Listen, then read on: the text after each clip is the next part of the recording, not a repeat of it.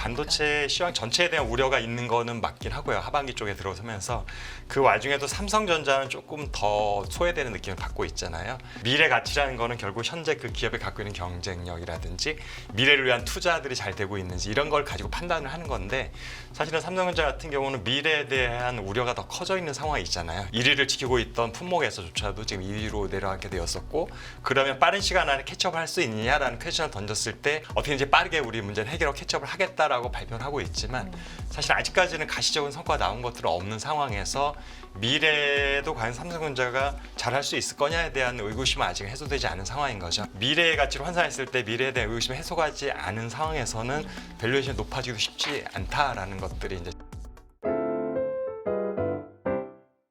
계속해서 이야기 좀 나눠볼까요? 인더스트리 애널리스트이시죠? 이주환 박사 나와 계십니다. 박사님 안녕하십니까? 안녕하세요. 네, 안녕하세요. 반갑습니다. 자, 저희 오늘 12월 첫 방송 시작하면서 계속해서 미국과 우리의 디커플링 얘기를 좀 많이 해봤던 것 같아요. 박사님께 또 심도 깊은 이야기를 들어볼 텐데요. 올해 7월부터 코스피 코스닥 5개월 연속 내리막을 걸으면서 금융위기 이후 최장 기간의 하락으로 기록이 됐습니다. 이대로 만약에 12월마저도 산타랠리는커녕 정말 또 하락으로 마무리하면 글쎄요, 2000년 닷컴 버블 당시 최장 기록과도 비슷해지게 되는 건데 특히나 삼성전자 이 시총 1위가 힘을 써주지 못하니까 이 시장 전반이 좀 힘을 못 내는 거 아니냐 이런 얘기들 계속해서 좀 나오고 있습니다. 어떻게 보고 계신지 궁금한데요, 박사님. 이게 삼성전자가 지금 시총 한 16% 정도 차지하는데 이게 슬픈 일인지 기쁜 일인지 원래 과거에는 20% 정도를 유지를 했었거든요. 이게 좀 내려왔다. 그러니까 삼성전자 네. 주가가 많이 빠졌기 때문에 이제 네. 비중이 축소된 거인데 여전히 개별 종목으로는 가장 많은 비중을 차지하고 있기 그렇죠. 때문에 네. 사실 코스피가 지금 2,500도 지금 위험할 정도로 왔다 갔다 하고 있잖아요. 최근에 들어서 네. 이제 이 상태가 되는 건 아무래도 삼성전자가 약세를 보이는 것하고 무관하지는 않을 것 같고요. 네. 외국계 큰 손들 같은 경우는 한국에 투자할 때 포트폴리오에 따라서 또한 자산 배분을 또 하잖아요. 그러니까 시가총액이 높은 기업들이 약세가 되면 전반적으로 지수를 끌어낼 그렇죠. 수밖에 없는 상황이고 네. 그래도 좀 상반기까지는 개별 종목별로는 조금 차별화된 모습들을 보여줬었잖아요. 반도체 섹터에서. 근데 이제 여름 지나면서는 전반적으로 반도체 시장에 대해서도 우려되는 소식들이 많이 들리다 보니까 그런 것들이 이제 전반적으로 반도체 쪽에 업황을 조금 짓누른 사실 실적이 나쁘진 않았잖아요. 3분기 실적도 SK 하이닉스는 역대 최고 실적을 달성을 했고 물론 삼성전자는 그달 반도체 부분만 보면 그다지 좋지는 않았지만 네.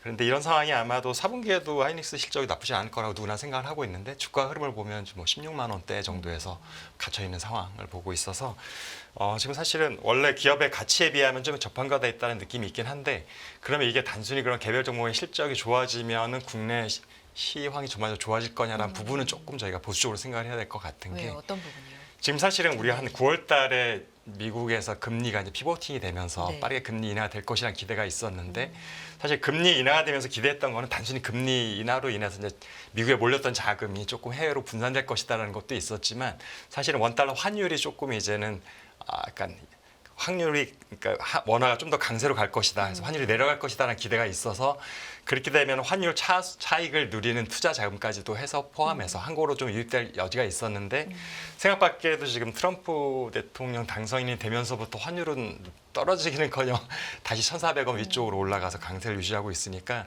사실은 그런 면에 볼 때 우리가 기대했었던 해외 자금들이 국내 증시로 많이 들어올 만한 여건이 아직은 안 된 것 같습니다.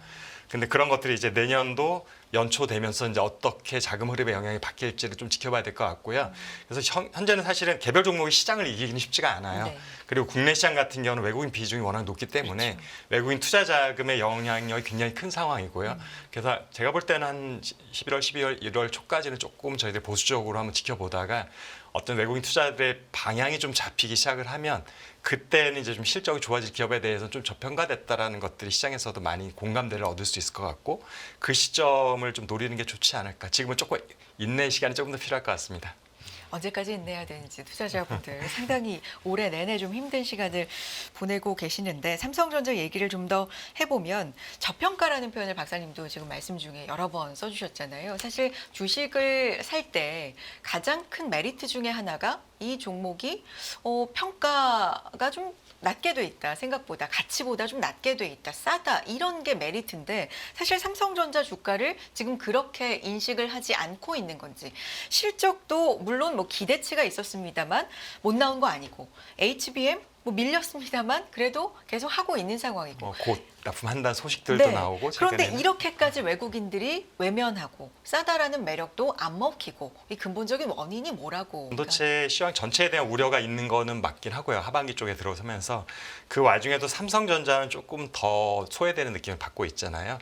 결국에는 이제 좀 아까 말씀하셨지만 이게 가치에 비해서 주가가 지금 적정하냐를 따지는 건데 그 가치가 현재 가치보다는 미래 가치를 보고서 투자를 하는 건데 미래 가치라는 거는 결국 현재 그 기업이 갖고 있는 경쟁력이라든지 미래를 위한 투자들이 잘 되고 있는지 이런 걸 가지고 판단을 하는 건데 사실은 삼성전자 같은 경우는 미래에 대한 우려가 더 커져 있는 상황이 있잖아요. 여러 가지 지금 1위를 지키고 있던 품목에서조차도 지금 2위로 내려가게 되었었고 그러면 빠른 시간 안에 캐치업할 수 있느냐라는 퀘션을 던졌을 때 삼성전자 자체적으로 내부적인 혁신을 좀 하고 있으니까 어떻게 이제 빠르게 우리 문제는 해결하고 캐치업을 하겠다라고 발표를 하고 있지만 사실 아직까지는 가시적인 성과가 나온 것들은 없는 상황에서 미래에도 과연 삼성전자가 잘할 수 있을 거냐에 대한 의구심은 아직 해소되지 않은 상황인 거죠.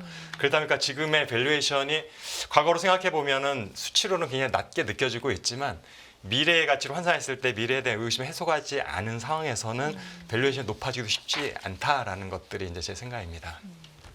삼성전자에 대한 의구심이자 시총 1위 종목이니까요. 한국 시장에서 돈을 뺀다 혹은 안 들어온다 뭐 이런 것도 좀 연관시켜 볼 수 있을까요?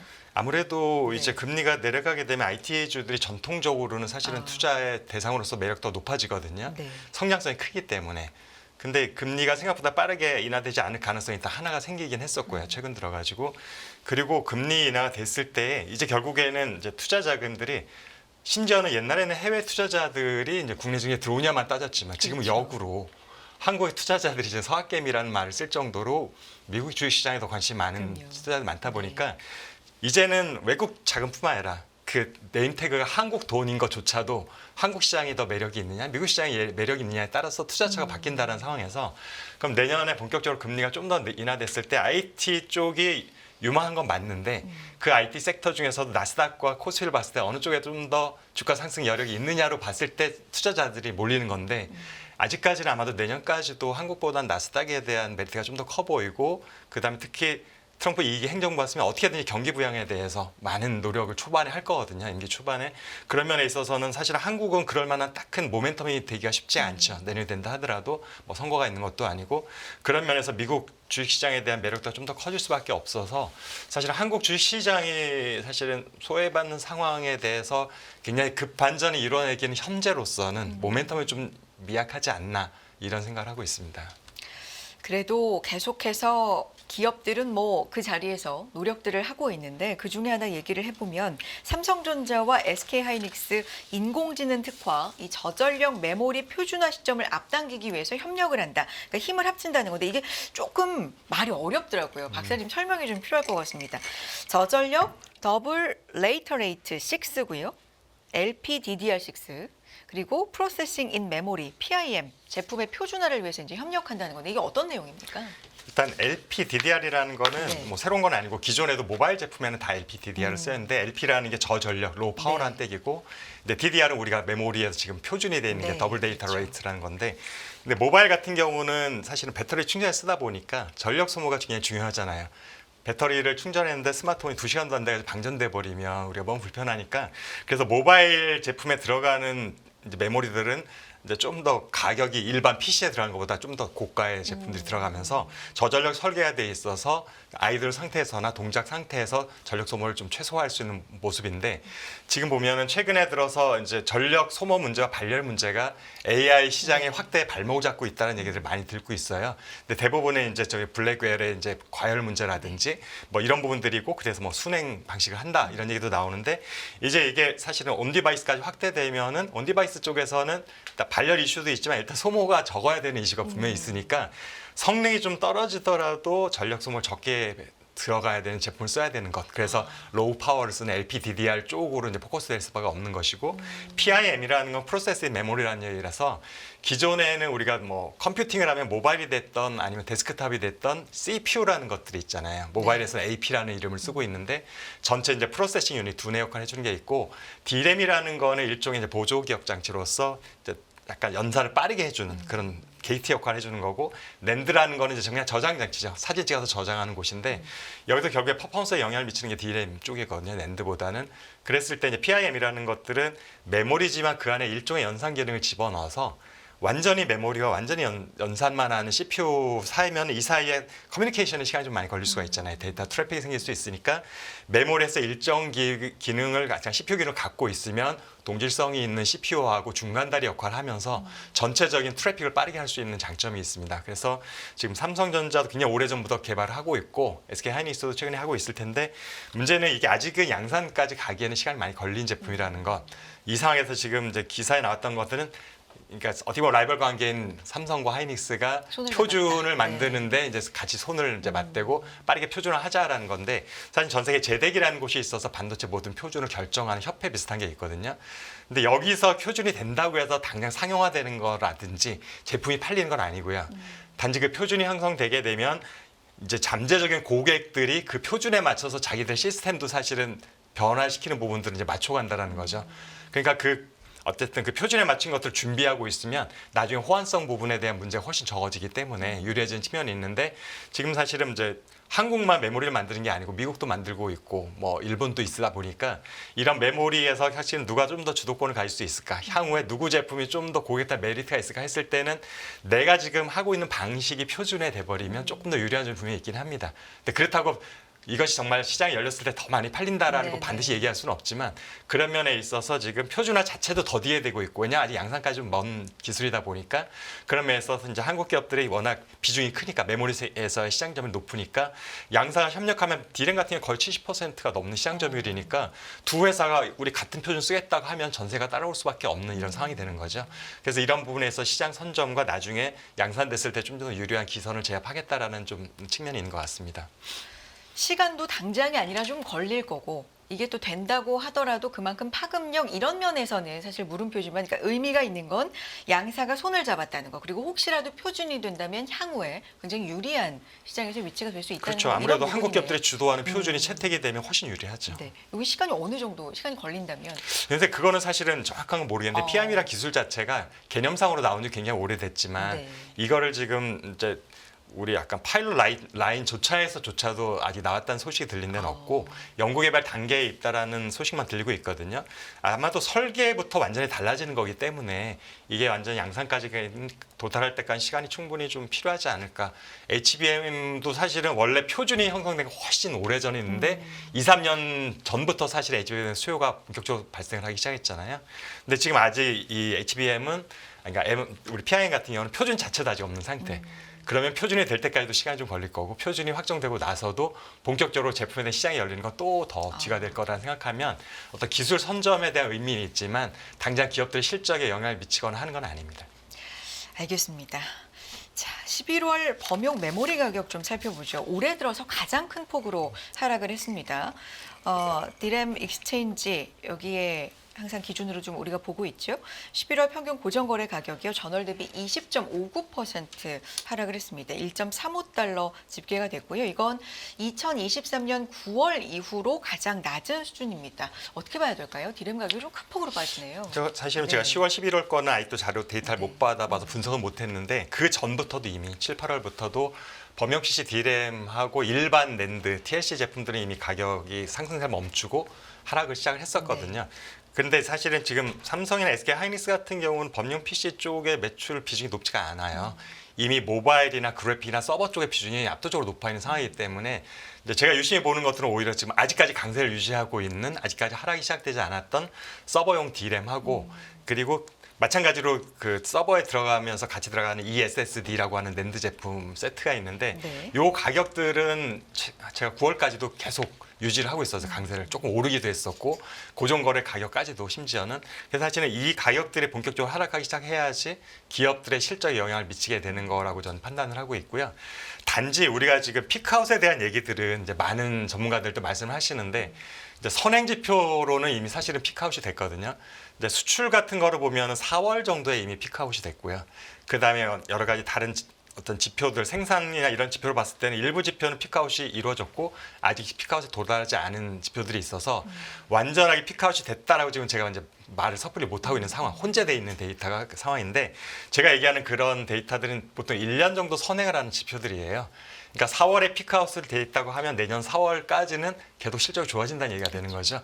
그 이후부터 조금씩 꺾이는데 뭐 적자된다는 얘기가 아니라 조금씩 이제 절대치가 줄어든다는 얘기 정도이기 때문에 당장 내년 상분기까지도 반도체 부문에 있어서 마이크론까지 포함해서 실적이 나쁠 이유는 없다고 보고 있는 건데 이제 하반기로 가게 되면 정말 그 피크아웃이 맞다고 생각이 되면 하반기로 되면 확실히 급격하게 안 좋아지는 양상. 그래서 뭐 상반기 대비의 상고 하저가 될 가능성을 배제는 못하겠습니다. 내년. 네. 네. 알겠습니다. 그렇게 된다면 당연히 실적과 주가에도 어느 정도 연관성이 있겠습니다. 주가는 또 네, 사실은 조금 다르게. 다르고서 지금도 실적하고 좀 다르게 움직이고 있잖아요. 네. SK 하이닉스 같은 경우는 오히려 1분기, 2분기 실적보다 3분기가 훨씬 좋았는데 주가는 상반기가 24만 원까지 올라왔고 지금 16만 원. 그래서 어떻게 보면은 주가는 실적하고 그대로 가지 않는 특성이 더 많다고 보고 초반에 말씀드렸던 자금의 흐름이 더 중요하다고 생각이 되고 있어서 실적과 상관없이 글로벌 자금 흐름에 대한 환율에 대한 방향성, 그다음에 금리 인하 속도 이런 것들이 어떻게 보면 좀 더 영향을 크게 미치는 요인 같습니다. 이제 12월이니까요. 내년도 시장 얘기 많이들 이제 할 겁니다. 보통 12월에 이제 내년 얘기를 할 때 장밋빛 전망을 얘기하는 경우도 심심치 않죠. 왜냐하면 우리가 미래를 얘기할 때 보통은 좀 희망적이면 좋으니까요. 네. 근데 올해는 분위기가 좀 다른 것 같습니다. 내년도가 그렇게 쉽지 않을 거다라는 예상들이 좀 많은 상황인데 반도체 쪽에서도 이제 트럼프 2기를 맞이하면서 반도체 보조금 재검토할 수 있다는 입장 나왔고요. 뭐 대중국에 대한 조정 이 얘기도 이번 주에 좀 나올 예정인데 전반적으로 어떻게 보십니까? 지금 어떻게 보면은 그러니까 미국 기업들이랑 대만의 TSMC 같은 경우는 이미 집행을 받아서 사실은 이제 대통령이 취임하더라도 돌이킬 수 없는 상황에 가깝게 일단 뭐 완벽하게 완전한지는 모르겠지만 어쨌든 7부 응선 이상 넓을 것 같은데 삼성전자 같은 경우는 사실은 굉장히 큰 보조금을 받기로 이제 협정이 되어 있는데 집행이 되지 않은 상태에서 지금 시간이 계속 지연되고 있거든요. 맞아요. SK 하이닉스 같은 경우는 애초에 받기로 한 돈 자체가 크지 않기 때문에 사실은 거기에 대해서 크게 사실 우리가 신경 쓰지 않아도 될 부분인 것 같고요. 근데 지금 칩스법 자체가 완전히 없어질 가능성은 좀 낮다고 보고 있는 게 사실 이거는 당시 2년 전에 칩스법이 통과될 때도 상하원, 양원, 양당이 사실은 뭐 다 합의에 의해서 통과됐던 법이기 때문에 공화당 내에서도 이 법에 대해서는 긍정적으로 보고 있는 의원들이 많다라는 것들. 그럼에도 불구하고 사실은 좀 약간 축소될 수 있거나 아니면 선별적으로 미국 기업들 위주로 집행이 될 가능성은 배제는 못할 것 같습니다.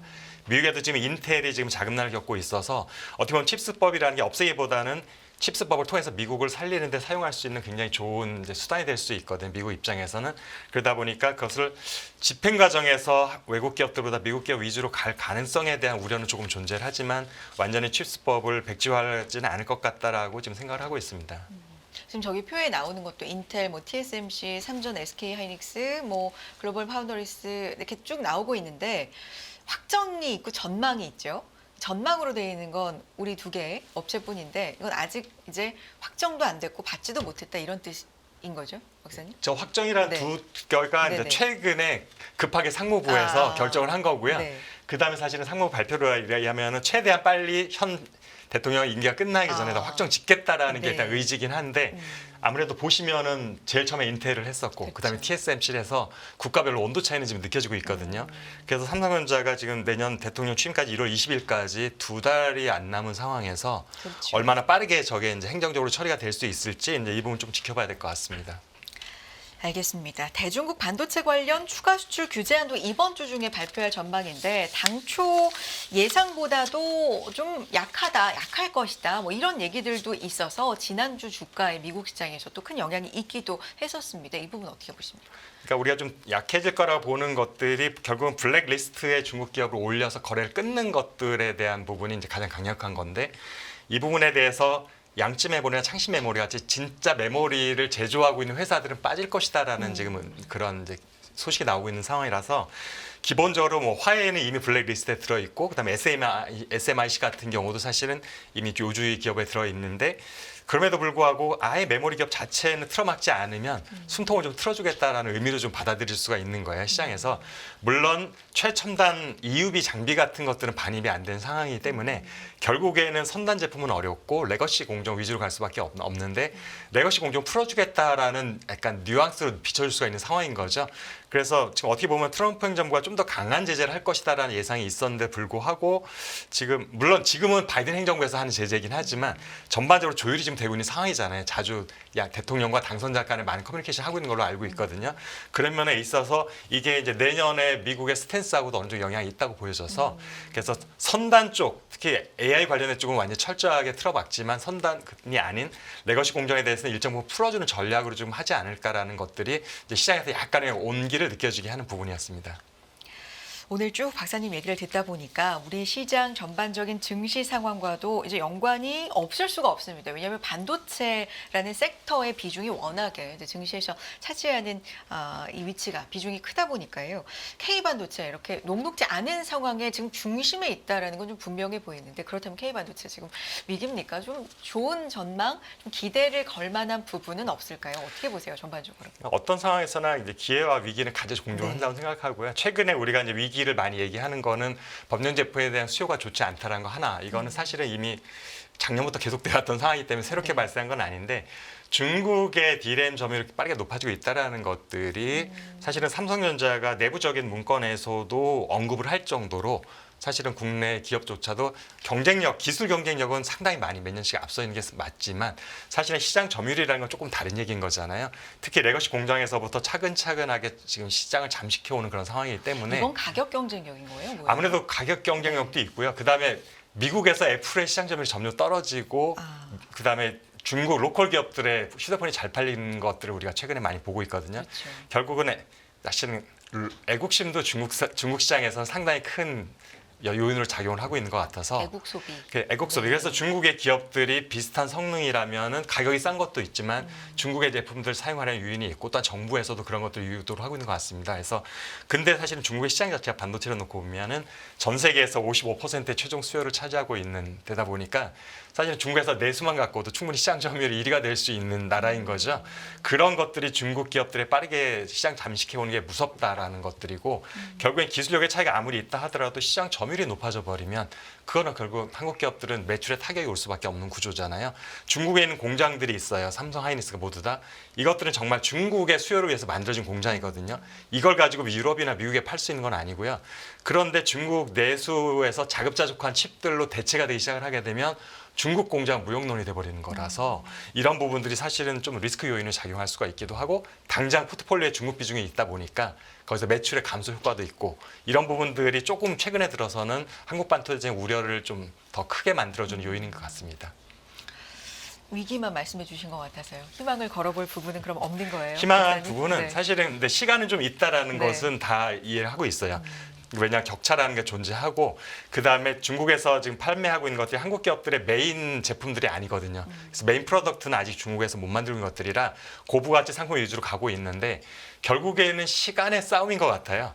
중국에서 한국 기업들의 점자 선단 쪽에 가까워지는 공정까지도 제품을 생산하게 되는 시점까지 몇 년이 걸리겠지만 그 안에 우리가 중국에 대한 매출 의존도를 낮추고 그다음에 메모리에 대한 의존도를 낮추지 못하게 되면은 결국에는 지금 우려했던 게 현실이 될 수밖에 없는 거죠. 그래서 아직 시간이 몇 년이 있다고 했을 때 그 시간 동안 우리는 현재 안주해서는 절대 안 될 것 같고 중국이 하지 않을 제품으로 빠르게 우리 HM이 등장했듯이 빠르게 고객하고의 커뮤니케이션을 통해서 차세대 제품에 대한 것들 시장을 선점해 나가는 전략이 있다면 우리가 몇 년 후에도 또 여전히 시장의 1위의 자리를 할 수 있는 요인이 될 것 같습니다. 알겠습니다. 오늘 여기까지 듣겠습니다. 인더스트리 애널리스트이십니다. 이주환 박사 함께했습니다. 박사님 말씀 고맙습니다. 네, 감사합니다.